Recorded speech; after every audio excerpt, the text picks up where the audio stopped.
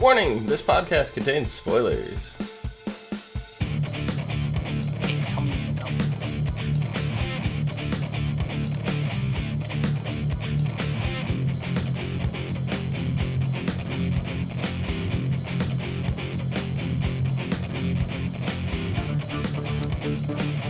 Tonight, 12 new house guests, 4 stowaways, at the journey to the $500,000 grand prize.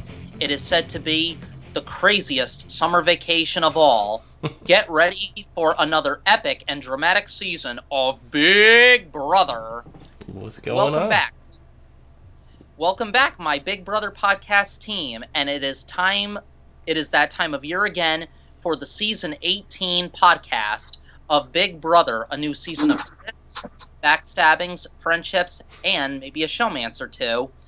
I am your Big Brother podcast co-host, Luke. With me, I would like to welcome back my favorite Big Brother podcast team. Please introduce yourselves. Hi. Okay, you obviously don't. All right. Again, we welcome back. And everybody knows me from Big Brother. We've done it since 15? Last 3 years, yeah. For the last 3 years, we welcome back Danny and Dom. How are you guys doing tonight? I'm Zach. You are Zach. Okay, well, you're Zach's clone. Yeah, no, I'm upset that Zach is not one of the returning house members. Yeah, it would have been nice to see him again, but okay. I want to put you guys in the hot seat here and give me, because my brain is spinning because there's 3 twists but all complicated. So we have 4 stowaways that were the first twist of the season. We welcome back Nicole from Big Brother 16, James from season 17, Davon, aka Mama Day from season 17, and Frank from Big Brother 14. Yeah. A lot of recent ones, and then Frank. It's like, what? Yeah. Okay. So, I mean, I remember Frank. I remember him because, that was the coach's season. Not only do we have the returning people, but we also have Cody Calafori's brother. He's in the show. And Vanessa Russo's sister. Vanessa Russo's sister. She's in the show. She's hotter than her sister was. Just saying. So, and this is kind of And have you guys noticed the sexual orientation kind of runs in the family? We know Vanessa is a lesbian, but Tiffany is actually bisexual, as she mentioned when she was getting introduced. She said, I've had relationships with men and women. Right. Who's the gay house guest? I want to say it's Jose. Do you guys think it's Jose? Yes, it has He's to the be. gay one. I like him so far. It has to be because CBS does that. Yeah, they cast the gay person. They cast the old person, which is Glenn in this case, and There's actually spots and stereotypes they have to plug in every season. So it's Okay. So getting to the twists. You guys want to explain the twists? We know this is the first. Well, this is the first time I've ever seen in Big Brother history that there was no HOH competition for the first HOH. This was just called a challenge competition, starting with the Rockets. I mean, give me your take on these competitions. The Rocket one. Well, first of all, I want to say the way they assembled the teams was really interesting because it was the first time they really had choice over the matter. It's been preset before and things like that. This one, they had direct choices. They had to pick a member of the opposite sex. That was kind of interesting. And the team, the ratio, gender ratio is fairly split. It's right down the middle on this.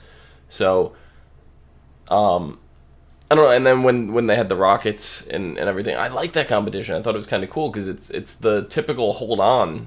That there's always a hold on competition, an endurance hold on competition.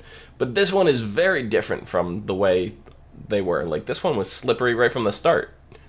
It's usually something that they can squeeze and hold on to and get a good grip on, and then they just sit there for the whole thing and never move, and no matter what slippery liquids or whatever they throw over them, it doesn't matter because they're still holding on. They don't let go. This, it's just slippery. They don't have a choice, you know? So. Right. One thing I like about this is, in past seasons, they've done it forever. Like, they immediately, people don't even know each other. They barely talked 5 minutes, and suddenly they're thrown into, okay, you're head of household. Now you got to nominate these two people. You don't know who the hell, so you're basically just picking names out of a hat, so to speak. Yeah. And it's like now they kind of have a little bit more knowledge about each other. They kind of seen a competition. So when it comes time to be head of household and make things, they have a little bit more information to go on, and it's better than just the, throw a dart at a dartboard. Okay, well, I was also sitting there when they were like making, like when they first come into the house, and it's like, okay, we have 4 returning people, we have 12 new people, and it's gonna be them versus us. Oh yay, so original.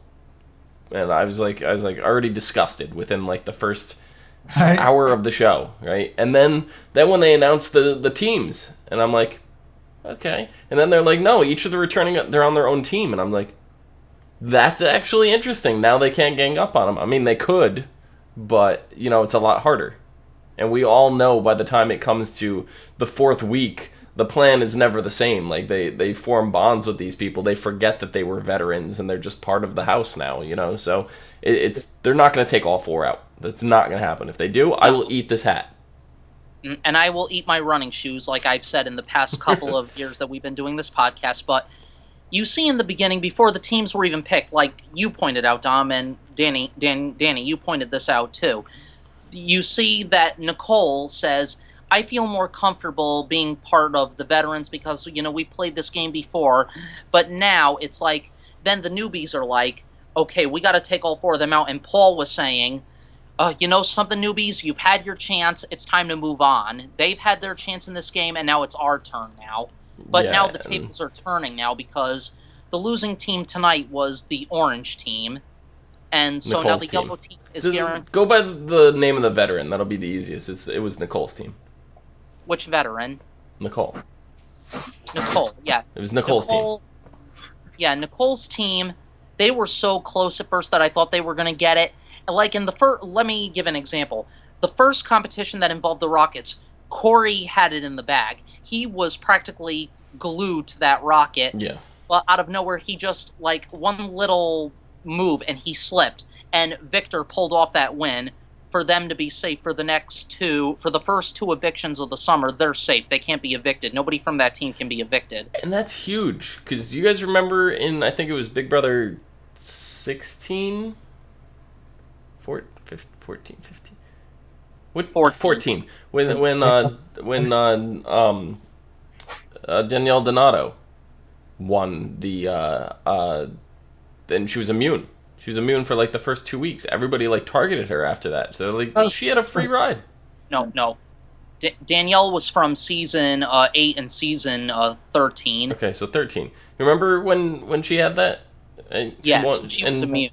They were like, no, you've had a free ride for way too long. You're out. So that those people now, that team that's sitting there and they don't get evicted. They don't, not at all for the first 2 weeks of the game. They're going to be huge targets as soon as they come down from that. That's right. And what do you think of Paulie? Do you think it was too soon for Paulie to come out and say he was Cody's brother? What do you guys think of that? You kind of have to do it immediately. Yeah. If you don't say anything, then it's kind of like you're trying to hide it. And then when it comes out, it's like, oh, well, you were trying to hide that from us. How can we trust you? I thought you were my brother in this game, so to speak, whatever. Yeah, you're going to get into a situation that Tiffany's in, right? She's already been called out. One person, I'm going to keep your secret. Mama Day knows her secret. She's just like, I'm not going to run my mouth. I'm going to keep this and, use it later to my advantage. Freaking meetings. Yeah. Yeah, but I think Mama Day personally knew who Tiffany was prior to entering the house because she was a house guest along with Vanessa last season. So obviously she's going to know Vanessa's relations. Outside the game, these house guests have meetups. and they become friends and they hang out with each other. Mm-hmm. They probably met each other before they knew they were going to go into the house together. Probably. And with So- Mama Day's attitude, I'm surprised she didn't call her out. Can I just say how Mama Day's running her mouth? My mouth is what got me in trouble last time, and I'm gonna be totally different this. She's exactly the same. She ain't going to change. Her, Danny, do you think her attitude has changed? It ain't going to change not one bit this summer. No, she's going to be Mama Day. She's always going to be Mama Day. Yeah. Yeah, there's no change. And she, like, when she first said, even I knew the minute she said there's going to be a different Mama Day this summer, I was thinking in my mind, yeah, bullshit. Come on, Mama Day. Come on. You're already putting a target on Paul, saying, I should have picked Paulie instead of Paul. What did I do? And then she's crying like a little baby. Technically, she did pick Polly. She was calling Paul Polly. Like, then she had to clarify, whatever, but... I was like, I'm surprised that everybody at least like remembered a name to pick. Like, you had the who picked first? I don't even remember now. He ended up picking Michelle. Frank. Yeah, Frank. Yeah. Frank picked Michelle, and the only reason he remembered Michelle was because she's like, "Oh, I'm a super fan," blah, blah, blah, blah, and she gave her. He didn't remember any other girl's name in the house. So, like, can you imagine if that super fan wasn't there? He wouldn't have remembered any female's name, and he would have just been like, "You," and that would have been really awkward because that would have been me. I don't know. I probably would have remembered Tiffany. Just throwing that out there. Yeah, Tiffany, of course. Of course, you got your eye on Tiffany. Well, so far, the good-looking house guests I find, Jose, for the gay guy, he is definitely hot. Victor's hot, Corey's hot, and Paulie, absolutely hot. I mean, there's so many... You don't like Paul? What? You don't like Paul? Paul's got way too many tattoos, and that beard's a big turnoff. I like a nice guy with a smooth face, you know? You could shave that beard off when he's sleeping. Yeah, shave the beard off, but come on, you could barely see the torso. The torso's covered in, like, so many tattoos. I'm like, come on, honey, how many tattoos you got on your body? Who's gonna hire you? Oh, well, I shouldn't say that, because he is hired. He's got a good job, but how did he pull it off, with all those tattoos? Did you notice? Yeah, most of the tattoos are under his shirt. He's not walking into a job with his shirt off. Well, okay, you got a good point there. I mean, but isn't there like a rule or regulation where you can't have visible tattoos, right? Not every job. Not particularly. It's kind of not across the board. It's something that was bigger longer ago, and it's kind of laxed up a lot recently. So like my job is pretty strict about professional look, and yet they still allow like full sleeve tattoos and crap as long as it's not like on your face. Yeah. No teardrop tattoos. Right. Okay, yeah, that would be really awkward, and I don't know how you would survive every day with that. Or like Gucci Paints have a big fucking ice cream cone right here. I have a black Sharpie. Should I give myself a teardrop tattoo? If it's permanent, you're gonna regret it. Yeah, I want it. I knew somebody that tried that once with a red permanent marker, a Sharpie, and I didn't even tell her that it was permanent. I totally forgot about it. I thought she read the label. She was stuck with it for like 3 days. Yeah, it takes a while. If I didn't have another show after this, I would have done it. Just throwing that out there. Okay, well, that would be something cool to try for once, but but who do you think? Do you see any potential targets so far in this game? You could both tell me. Like, the potential target I can see right now would have to be... Who do I want to say could be potential targets? Davon, if she keeps running her mouth, Mama Day. Paul, if he keeps trying to be the big cheese and trying to boss everybody around. And those are the only two I could think of. Who do you guys think? I don't know if you can really call first day targets. I know if I was in the house what I would pick, but I don't know if I can make everybody else follow along with it. Me, I'd get rid of Brontosaurus first and foremost. Bronte, the helium voice. Yeah, she'd be first to go on my bucket, my wish list. But I think if I had to make an educated guess on targets or whatever, I'd say Mama Day is going to end up painting a big target on her back from previous experience. So out of the four returning house members, I think she's going to be the first to go. Out of the new 12, I think Paul's attitude, his loudness, everything is going to get him in trouble. I don't know necessarily if it's going to cause him to be the first one out, but we'll see. With me, like, I don't know these people well enough to say this person I would target, but in general, like over most of the seasons, if I was trying to do it, I would go after the stereotypical flamboyant gay guy first week every time, because no one else has the balls to target them ever, and they always get a free slide until like the 5th week because everybody's afraid. Yeah. Yeah, I guess so. I mean, I take no offense First to that. week targets, you don't know the people. He may be a good guy, he might be a good game player. Doesn't matter. Well, the other thing to keep in mind is these teams aren't going to last through the whole game. When they get to a certain point, they're going to break up. I figure it'd be like Battle of the Block and break up in like 2 or 3 weeks. Right. And by the way, for the record, I want to say, I don't know if you guys would agree or disagree with me, but Bridget looks like Tori Spelling, according to another fan. Maybe. I don't know. Yeah. I mean, I can't really see a resemblance, but kind of. I mean, there was a false alarm with the numbers of house guests. I mean, Paul was like, wait a minute, guys, I think we have somebody else coming in here. And they're like, no, oh, like, no, wait a minute, there's only 16 of us. He's like, I'm bad at math. And that was Paul. Paul's like, I'm bad at math. And I was thinking that Bronte was going to make a comment saying, hey, I'm a math whiz. I could configure this in a second, because that girl is a math genius. She said on her interview, her one-on-one interview with Jeff, that she didn't want people knowing that she was good at math. Yeah. No, she's a math whiz. Yeah. On the other hand, we know that Paul is terrible at math. Yeah. Also, one thing she said is she's really bad with simple math. Right. Like the simple addition and counting and stuff, she's bad at. Yeah. And that makes sense, because some people are really fucking intelligent and they miss the things that are right in front of their face. So. Right. Right. Yeah. I didn't watch all the people, but I watched like 4 or 5 of their individual interviews. It was kind of cool. I actually stayed away from looking too deep at the cast before the show started, so I let whatever was aired to be what I know about these people. So, yeah, I don't know. Last year I was rooting for Vanessa from the get-go. This year it's going to be Tiffany. So. I'm rooting for right now, who I know it's too early to say, but I'm only rooting for the 2 people that I'm rooting for right now are Paulie and Tiffany. Yeah. If I wanted to pick somebody, I know it ain't gonna happen. It ain't gonna happen.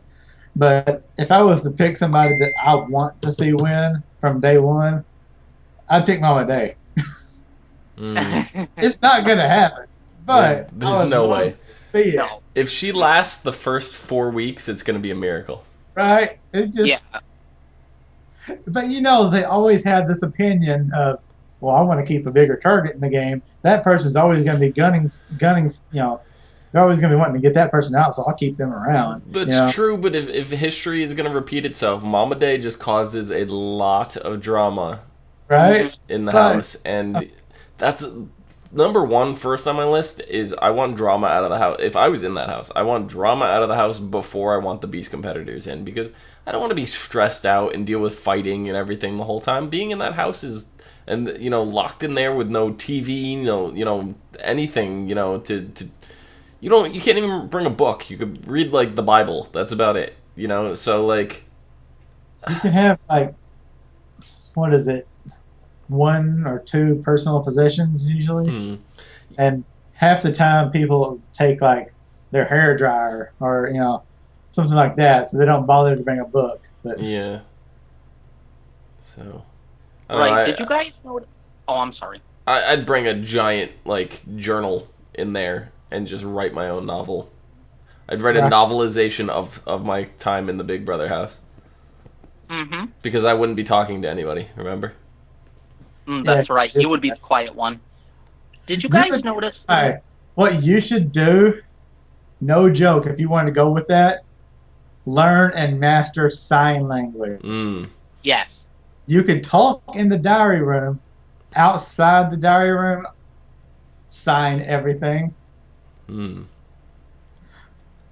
And if you told production that that's what you wanted to do, they would probably put someone else in there that knew sign language, and like that person would like become your interpreter, and it'd be funny. That'd be hysterical. I feel like I should go to an audition and Yes. not say a word. Do it. I dare Just you. go to the audition when they start asking me questions and just Just start signing at them. Yeah, and they're like, huh? But that could be part of your gameplay. But did you guys know a little bit of a difference in one specific physical part of the Big Brother house? I noticed. um It's not the house guests, it's the house itself. Did you notice a change that they made? They change every year, so I don't know. the bathroom seems more open to me. I don't know if that was just a perspective that they showed. The front door I'm referring to, it's now double doored. Oh. I thought it was always double doored. No, single door. It's been single door for the past several seasons, but now they went back to French doors like they did for Oh, you mean a double door? Okay. Yeah. I see what you mean. I was saying that there were two doors to get into the house. You're saying that there's two, Yeah. like a double. Yeah. Okay, gotcha. Yeah, I did not notice that actually. Right. That's one big major construction change that they made to the house. Yeah. I like the house theme this year. It's international and travel. My favorite room is the London room. What's your favorite room, guys? I like the New York area, the chess board right in front of the head of household room. Mm-hmm. It's not technically a room; it's like the balcony, but that's my favorite part of the house, I should say. Danny? I'm weird. My favorite part of the house has always been the freaking storage room. We didn't even get a look at it yet. No, Yeah, we got a little storage room. Oh, did we? But it's like that's where, like, anytime people want to go to like be like super exuberantly happy, or to like have their private conversations, or to have like the pranking that they've done in previous seasons, or I can't remember now if it was U.S. or Canada, but there was that one where the person hid in the trash cans all the time. Oh, I can't remember that one, actually. I think that might have been Canada. It might have been Canada, but it's like somebody used to hide in the trash cans, and Just- anytime someone come into the storage room, they'd like jump out at them and. Just out of curiosity, did they have like a trap door inside the suitcase, or were they like Yeah. They had to. carting people in and out when they weren't paying attention and just hiding them in the suitcase? That had to be a trapdoor. There's no way anybody could fit in those small suitcases. I guess. Wasn't there anything else that we forgot to point out? I don't think so. Did we basically cover everything else, or is there anything else that we have to add more? I think we covered everything, but I want to make sure. What do you guys... Since they don't have a head of household, they're not doing an eviction tomorrow, right? No, they are doing the eviction. And it looks There like is going to be an eviction. yeah, it looks like somebody from the losing team is going to be one of the ones eliminated. It looks like they're going to be doing some kind of competition to find out who gets eliminated, kind of thing. But they also said there was going to be some kind of competition, some way to change the something that could change the game, like change who goes home, something, whatever. So I feel like it's the veto competition in a way. Let's just say, I know it won't happen, but you can dream big. What if they completely threw out the rule book that we're used to for Big Brother US and Big Brother Canada, and they switched to the Australian rules? That would be amazing, actually. That would be I would love it so much more. Just for I one would like to season. see that. Well, I'm already For kind of what? excited going into this that Know what it's the different. Australian rules are. Just based off this first episode, this is very different from what we've dealt with going in. So it's kind of feels fresh. It feels a little new. It's not the same boring Yeah. routine over and over again. No. And it's not just the Yeah. teams. It's the process, the style of the first elimination, and I hope that carries on. And we'll see. We'll see how that goes. And Yeah. may I say, for the record, guys, thank God that rumor was false. Battle of the Block is not coming back. That's Yeah, dead. good. It Okay. stayed dead because they knew it was a bad idea. Yeah, That's why that it would have died been old early after a last while. Yep. Yeah, that would have gotten old after a while, but it was an epic first night. My skin was crawling. I had butterflies. I'm sure you guys had too. I think this is going to be another epic season. I think this year's cast is a lot better than last year's. I think there's more flavor and spice into it. Last year was kind of bland. This year we have a lot more going, and I think this is going to be an epic first 2-night premiere. Last year had Zach. I wish they brought Zach back. Zach would have been a good choice. I'm it had sorry. Zach and Frankie. Like Zanke, there was a rumor that Zanke was going to go back into the game, but I guess not. I wanted to see them back in the game. No. I would have been all right with just Zach. Nothing against Frankie, but that was too much. Frankie. What is about, like- have you guys noticed that, did you guys notice that Nicole is single again? Her and Hayden are no longer together? Yeah, they never addressed that, have they? They didn't ask her. They're still good friends from what I've read on one of the sites. They are still good friends. They're just not dating anymore. Gotcha. Well, it kind of makes sense, Mm-hmm. Yeah. Not many people actually stay together once they get out of the house. Tiffany's single? How come I'm not on this season? I know, right? You and Tiffany would have been good together. I could see it. But I thought Danielle will always be your ex-wife, Danielle Donato. Yeah. She's my future ex-wife. Future ex-wife. That's right. I keep forgetting. Yeah.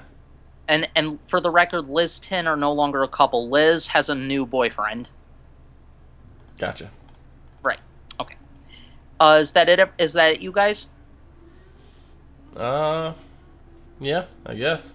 I mean, I guess we'll see what happens tomorrow, but we won't be back until Monday, I believe, with our next podcast. So. Correct. Well, anyway, guys, I'm so glad we are back together again. I'd like to take this opportunity to thank you guys once again for the start of another new season of drama and backstabbing competitions at the grand prize of the $500,000. And starting tomorrow night, I believe you can get free access, Julie said, into the Big Brother house, starting with the live feeds. And tune in tomorrow night, starting tomorrow night, Big Brother After Dark premieres on Pop, same channel again. And back to us. Oh, that's Yep. one thing I was going to mention. Okay. This is actually the first year that you can watch Big Brother online in real time. Okay. I now have CBS All Access, where they air the CBS channel in your local area in real time online. It costs like $6 a month, and you can actually watch it as it's on TV online. That's I like awesome. that. Is that You new? don't have cable. You're not in an area. You can still watch it and not have to wait till tomorrow for it to pop up on the site. You can watch it while traveling on a plane, as long as you buy the Wi-Fi on the plane. Right. Right. But is that new? This is a new feature. We've never had that Yeah, feature before. last year they had it, but it wasn't live real time. It was after the show was over, then you could watch it.